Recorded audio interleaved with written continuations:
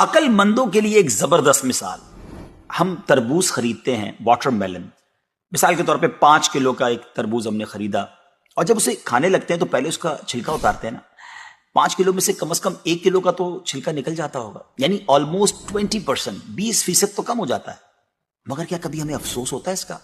کہ ہم سوچتے ہیں کہ ہم نے تو تربوز چھلکے کے ساتھ خریدا، چلو آج چھلکے کے ساتھ ہی کھا لیتے ہیں. ایسا نہیں کرتے نا. اچھا، ہم چکن بھی تو خریدتے ہیں، زندہ ثابت، اسی کو تولتے ہیں، تلواتے ہیں، پیسے دیتے ہیں، مگر جب کھانے کی باری آتی ہے، پکانے کی باری آتی ہے، تو اس کے بال، اس کی خال، اس کی آلائشیں نکل جاتی ہیں، تو ویٹ تو کم ہو جاتا ہے. مگر کبھی اس پر دکھ ہوتا ہے؟ نہیں نا.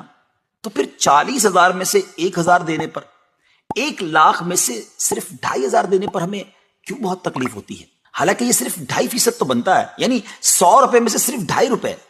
یہ تربوز، کیلے، آم اور مالٹے کے چھلکے اور گٹلی سے تو بہت کم ہے نا. اسی تو زکوٰۃ فرمایا گیا. ہاں، ایک اور بات، سال میں ایک ہی بار دینا ہوتا ہے. مالٹے کا، تربوز کا تو ہر بار چھلکا اتارنا ہوتا ہے نا. یہ 100 روپے میں سے 2.5 روپے یا 1,00,000 میں سے 2,500 روپے سال میں ایک ہی بار دینا ہوتا ہے، اور اسی کو زکوٰۃ کہا گیا. کیا برکت والا کام ہے یہ. مال بھی پاک، ایمان بھی پاک، دل اور جسم بھی پاک، اور معاشرہ بھی خوشحال. اتنی معمولی رقم، یعنی 40 روپے میں سے صرف 1 روپے، اور فائدے کتنے زیادہ، اجر کتنا زیادہ، برکت کتنی زیادہ. تو اب اپنی زکوٰۃ ہم نے پوری دینی ہے.